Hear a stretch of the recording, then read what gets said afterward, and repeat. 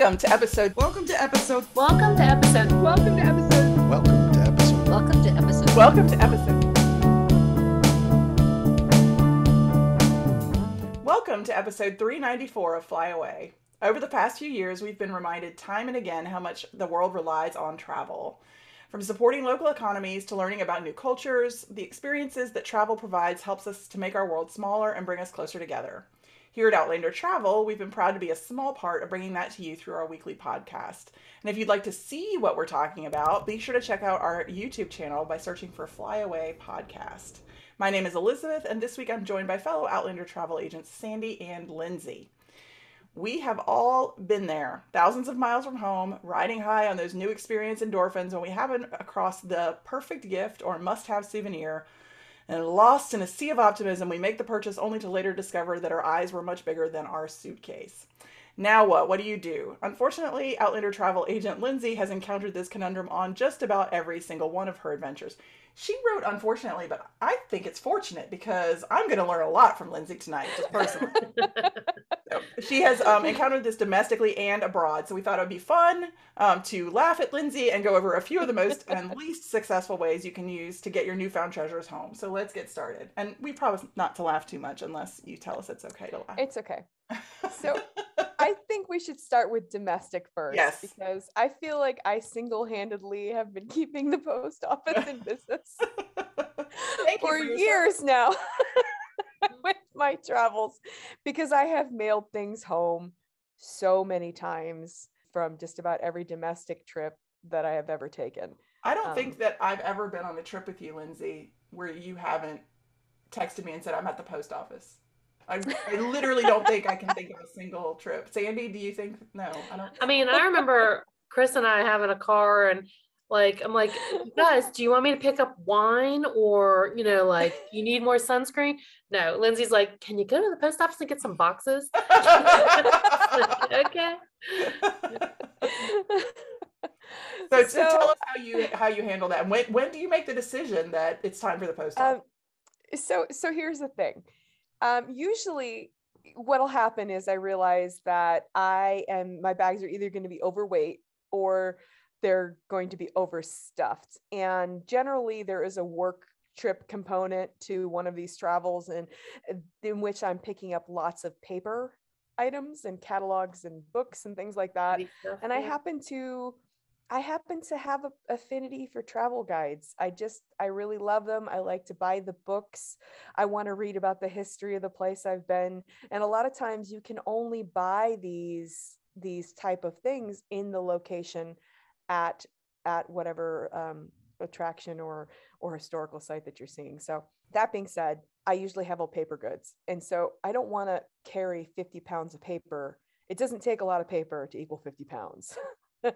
In my experience, it's very, very small, but I'll get the flat rate boxes. And when I'm smart and I pre-plan, and that's just like everything, the more thought ahead of time and pre-planning you put into this, the easier it's going to be to do it. If you know you're going to go somewhere where you're going to want to bring something home, like me and my paper goods, if you're in the United States and you pack I like to use the flat rate boxes. Pack your flat rate boxes with you. Pre-print your labels. If you're smart, tape them on the box already in advance, or bring them with and bring the tape so you don't have to buy 70 rolls of tape like I usually do, because I always forget to pack them. Do as I say, not as I do. Yeah. Here, but that's generally when I make the decision. Do I want to take another suitcase home, or do I want to mail this? And if it's convenient and the post office is near or on the way to, it just makes more sense to mail, especially if you're doing a trip where you're going, and oftentimes I will do where I'm going for multiple cities. I've gone from Florida to Chicago to California to home, and I don't want to haul stuff all over the US. But that being said, I did something for the first time I had a trip that was over 40 days through Europe, and I had never mailed anything home from Europe. So I thought this would be a really great research experiment to see what it was like to have to ship things home from another country. I knew going that I wanted to buy specific guidebooks that you can only get in country, which again, I think is so stupid. I would like to be able to buy them in advance to read them. If anybody's ever listening to this that has any control over this, I just don't understand why there are so many titles I can't get online or can't get anywhere else. So I knew that I would want to mail stuff home. And so I looked at a couple different ways to get things home. And of course you can ship your luggage home with a few different companies. My advice, if you assess your situation and you decide you want to do that more than mail something home, more than have it try to find a local post office, is that you set it up in advance before you leave the US, because I was leaning toward that direction of just mailing an entire suitcase home. The problem is I didn't set it up before I left the US. So I'm trying to access these companies in Europe on the internet, and it's a very different process. And I'm getting very different search results than I did in the US. And it was just not as easy of a connection to make. So again, pre-planning out if you're going to connect with one of these companies, that in hindsight would have been a better option. If you were going to do that, is it cheaper than like checking your bag?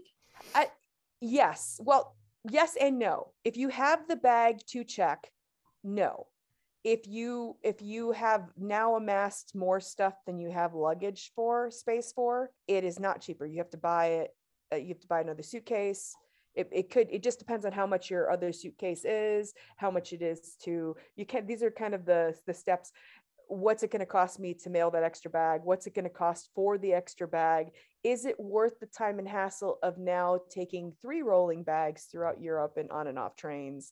Which for me, the answer was no. And that is why I ended up at a post office in 3 different countries instead of taking a bag that I would then just check an extra bag on my way home. I didn't want to carry it on and off the train. I didn't know if I could physically carry it or would be able to navigate with an extra piece of luggage. So you have to weigh your pros and cons there. And in a trip like I was on, where I was going from multiple places, and I plotted out where I found the post office closest to me in Austria. It was very easy to locate, to get to. One thing I wish in hindsight that I had done was look up the postal pricing and requirements, because now I'm in the post office and I don't speak German and they don't speak English and I don't read German. And I'm trying to understand the boxes and the requirements. And I found out in hindsight that of the 3 boxes I mailed, 1 of them or 2 of them had less weight in them than they could have had for the same price. And 1 of them was overweight. So I ended up paying more than I would have had I known what I was doing there. So a little pre-planning would have saved me money in this instance, but I had a little truncated time schedule.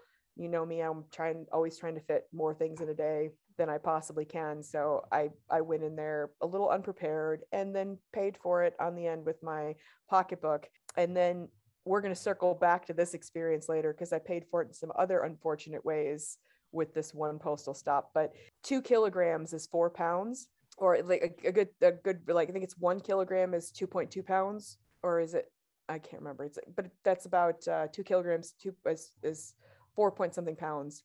That is a limit of one of the boxes. But then there was another box that was like 10 kilograms, and it ended up being 133 euros for one to mail 1 box home. And then the other 2 boxes were, I think, 60 and 70 euros each to mail home. So it's not cheap.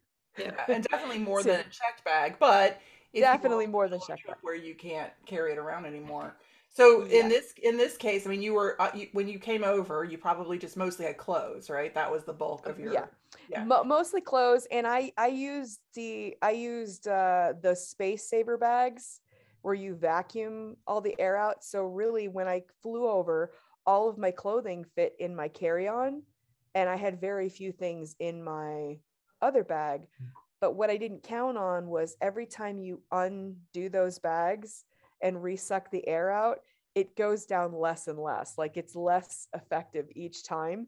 So my luggage just wasn't adding anything to it, but it kept expanding into that other bag. And then before I knew it, I had 2 bags filled. And I was coming from a conference where, of course, I picked up a lot of paper, and I flew into Prague, and I had guidebooks I wanted to buy multiple copies of in Budapest that I wanted to give to clients as gifts. So I had these set, and I can't get that guidebook online. I've tried. It's written by a local guide, tour guide, actually, in Hungary, and it's a really good book. So then the first box you sent back was mostly paper. Was mostly paper, and then odds and ends from the trade show. I threw some random things in there. I made lots of mistakes, one of which being I didn't take a picture of all the items before I put them in there. The second mistake I made was I did not, all of my items when they were in my suitcase were contained. So although I had all these books and I had all these loose papers and tons of postcards, like a giant, because I collect postcards to remember where I was and the spelling of things and the names of churches, so that when I'm later on going and organizing my photos and whatnot, I can remember what I was doing. I took them all out I had them in packing cubes. I had them in like a big packing cube. And when I mailed them at the post office, the guy wanted me to open the packing cube. And I really should have insisted on just leaving everything in there. And we'll circle back later to why. But everything got taken out of this packing cube and packed in this open box and then shipped out that way. And that turned out to be a terrible, terrible mistake on my part. But my advice would be leave it in a packing cube. Put it Why in did he some want you type to of take it out? Do you know? I don't know. I just think for ease of putting it in there, he really could just picked it up and put it all in there. Maybe he thought I wasn't going to take a certain, maybe, they were trying to be helpful. We didn't speak the same language. I didn't know at the time that I could have said, no, I can pack my own box. I didn't know how it worked. I thought maybe they were supposed to pack it for you. I had purchased tape. They didn't want to put the tape on it. They said, no, it's going to be fine. It was not fine. Little precursor to what happens. So that's the first box. The second box, a little more organized, but it's just mostly clothes. I'm throwing lots of clothes in there. And the third box, I went back a day later, and it was all groceries. I was buying food gifts for my family, my husband. Just went straight to the grocery store in Austria and picked up all the things that we liked or wanted, or that I wanted to give as gifts, chocolate and things like that, and just took the entire lot of groceries and mailed it. And this is one of those instances where I didn't have enough weight in the box to fill the box, but I paid for the full amount of weight.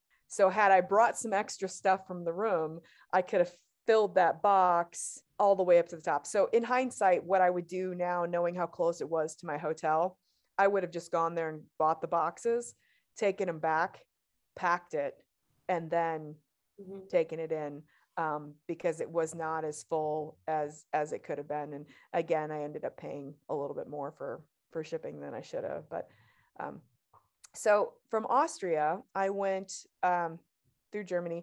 I ended up not having to mail anything until London again. So I'm in London, and I had bought a bunch of programs. I went to go see a bunch of different theater shows and had all the programs and the guides and the CDs and t-shirts and some mugs and gifts that I just didn't want to risk breaking carrying them anymore. So I packed them up in several different containers, and I'd gotten some gifts from my husband that were actually able to put in an envelope, just a padded envelope, in mail. So I mailed a box and an envelope, and that was pretty straightforward. Of course, it's a lot easier when you all speak English. Mm-hmm. When you all speak the same language, it's a little bit easier to navigate the postal, but it was still very expensive. And I did ask the guy, it was going to cost me quite a bit more, but now after my first postal experience, I was a little bit wiser and took the time to ask him, is there a way that I can mail this where it's going to cost less? And he goes, is it going to the same address? I said, yes. And he goes, oh, okay, we'll weigh it together. And I said, do I need to repackage it? He says, no, we'll weigh it together. And it ended up saving me like 25 pounds. By him weighing it together. So even though they were in separate packages, because it was going to the same address, he was able to charge me by the total weight versus being penalized for one being over and one not so much. So that's a good tip. So getting on the websites for the countries where you think you might be mailing stuff home, and playing around with that.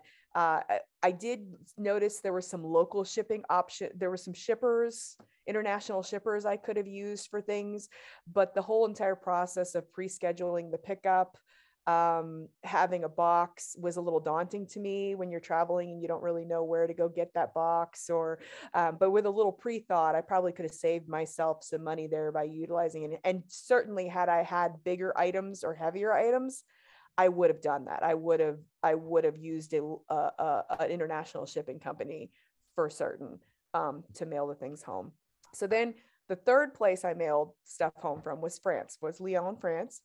And I knew I was going to mail stuff there because, again, I bought Avignon, I bought some cookies, and I bought gifts for a couple clients of mine that were edible. And I was mailing biscuits and things like that home. And I didn't realize, again, now total new system of mailing. In France, you have to weigh each item individually and list it and write it down. So I had to write each, like a piece of paper, a postcard, book, every single thing. And we had to weigh that individually. And now here's this gentleman with the patience of a saint who doesn't speak one word of English. And my French is Midwest high school French from 30 years ago. Champs-Élysées. Yeah.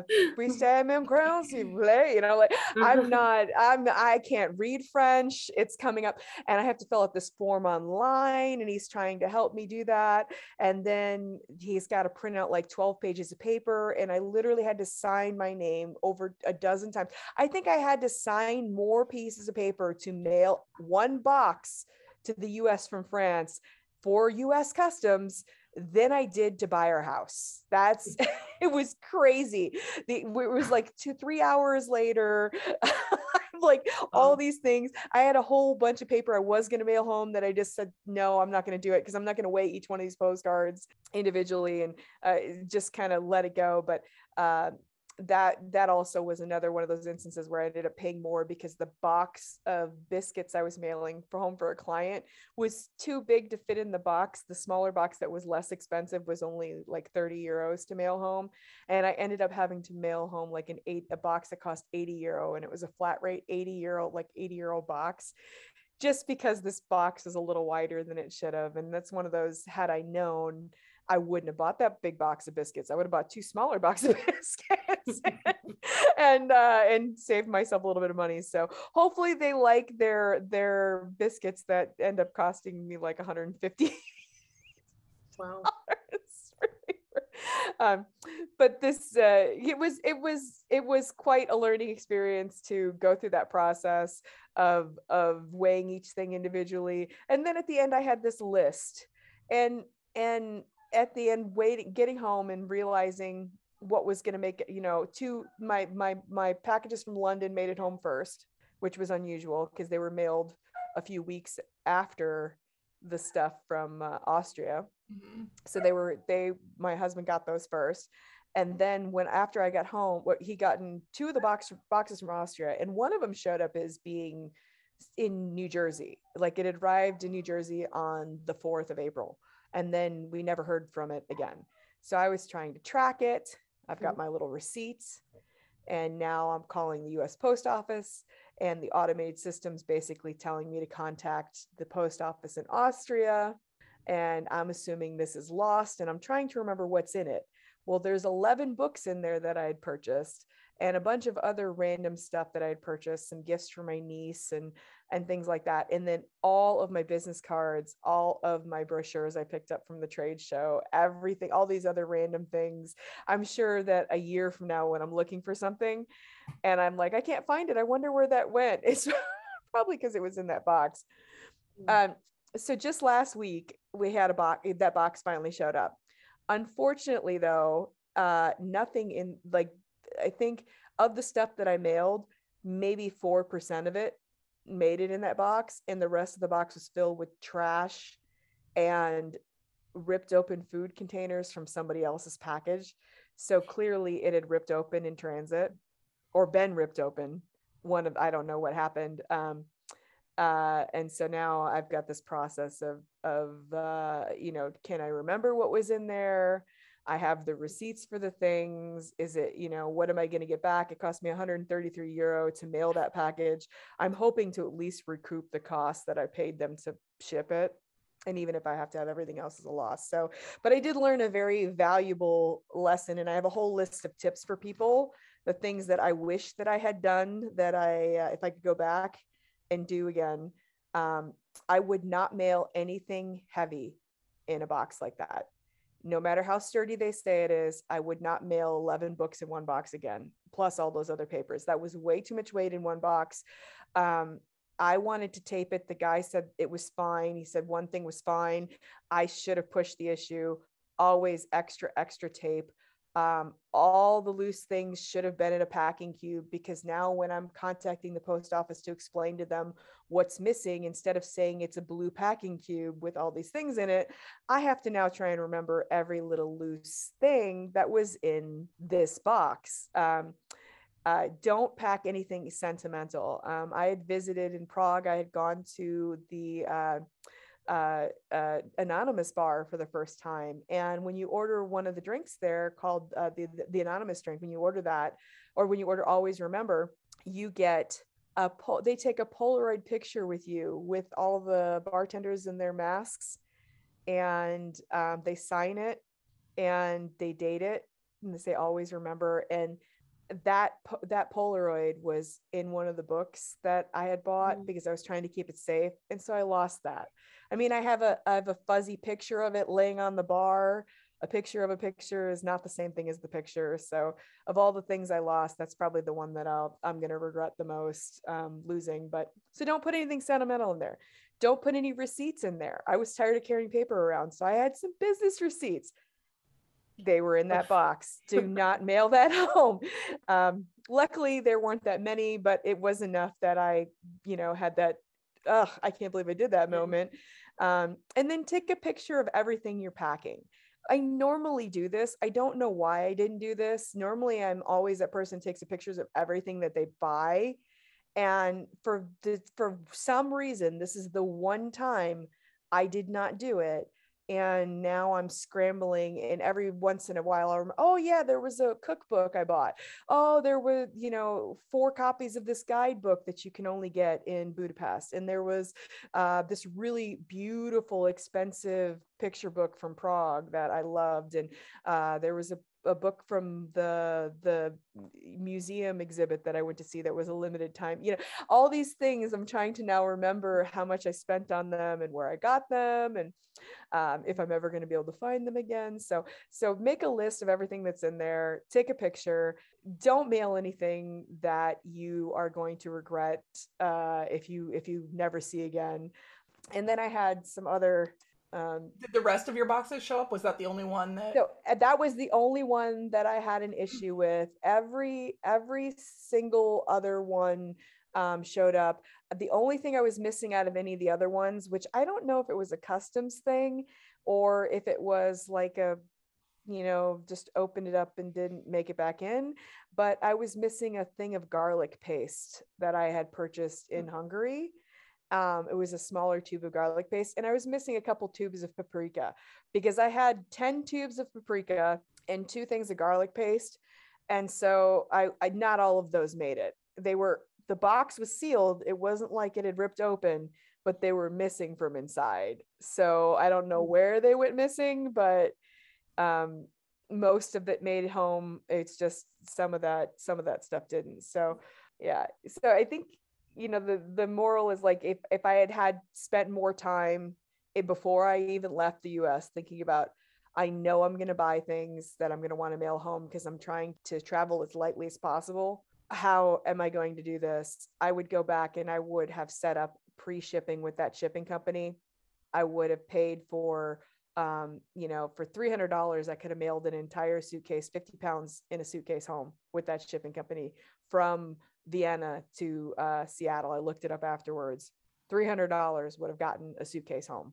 So, and in hindsight, that would have been a much better option. And they had up to $2,000 in insurance for that one company, just the one company I looked up. So, and then there are also options at the airports and stuff for you to do that as well, to ship things home.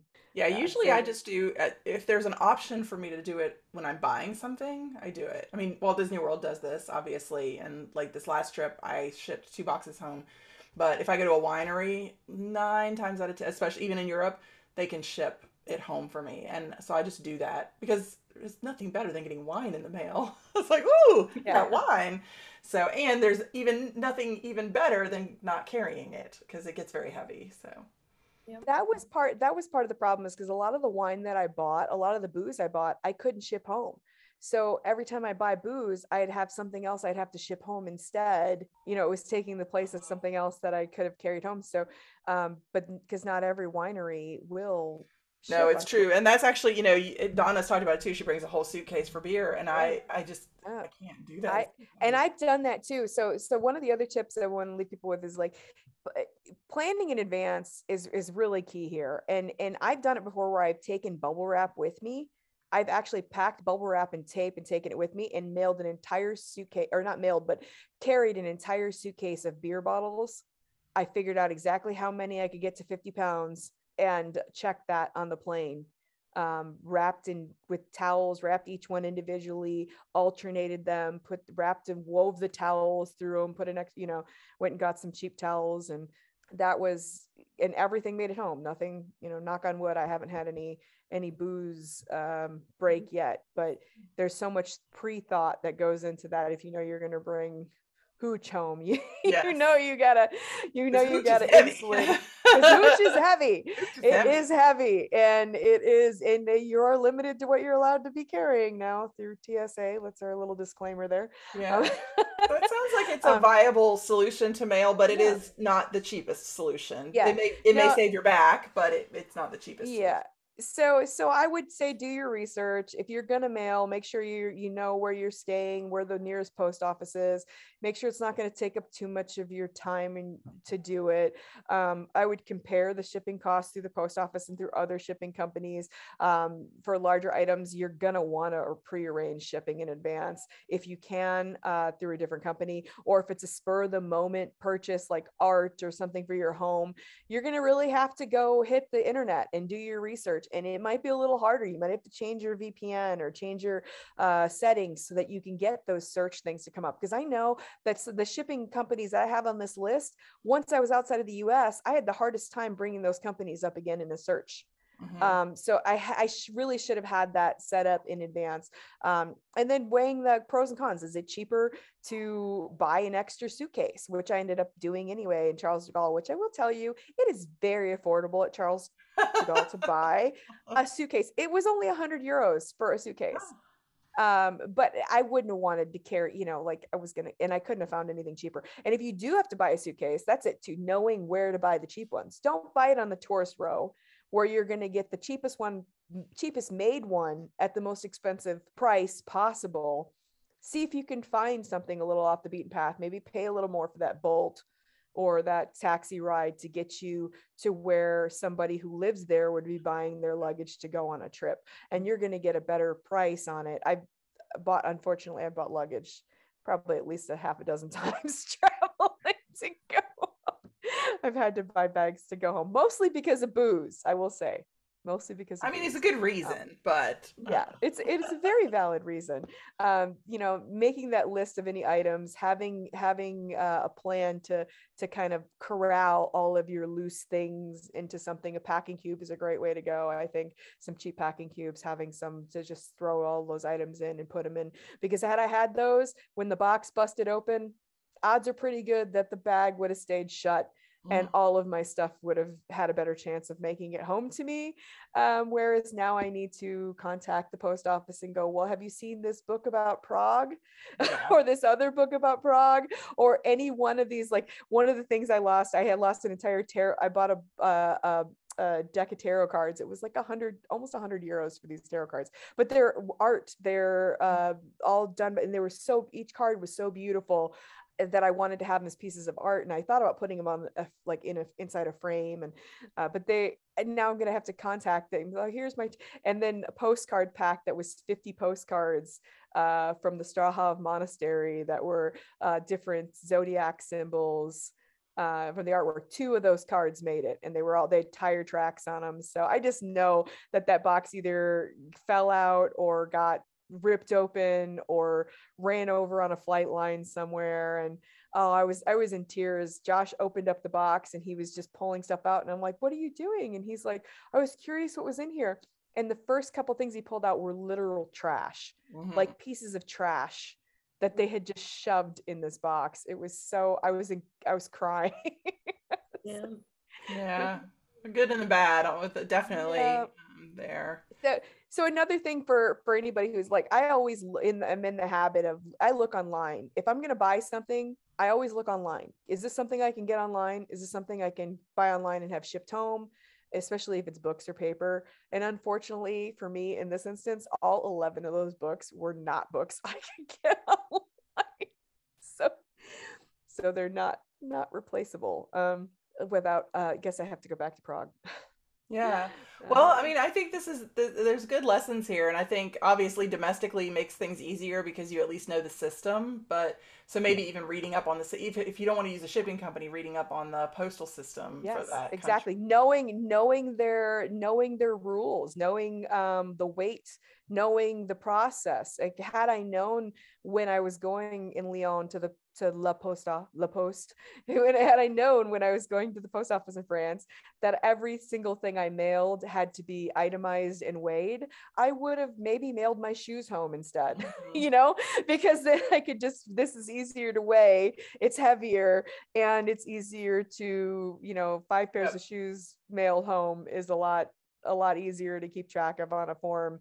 And this guy, rather than have this poor French guy with the patience of a saint, oof. He's like, it's a job too. The rules are the rules. So. Well, thank you. He was for sharing all that. Yeah, he was so funny though. He kept pretending like he was gonna eat my biscuits. He was like, like he was gonna take, and he grabs the box and he's like. So he was such a good sport, but I will say that was hilarious. It was like 2.5 hours. Yeah, at that point you feel like you need to buy him a coffee or something. So yeah. Well, thank you for sharing all that. I think that there's some great cautionary tales there, and I'm sorry you lost all of your stuff in that one box, but at least the rest made it home. So yeah. Now I have a reason to go back. So yes, exactly. And you're figuring out what it is you're missing, so you have your shopping list already. So yeah. Well, that is our show for this week. Thanks for hanging out with us. Please like our Facebook page, rate us, and be sure to tell your friends about us. You can find our previous episodes on the podcast page of outlandertravel.com, Apple Podcasts, Spotify, or wherever you get your podcasts. We would love to hear from you. And don't forget to like and subscribe us on YouTube. On behalf of Sandy, Lindsay, and myself, Elizabeth, thank you for joining us this week. Gotta fly!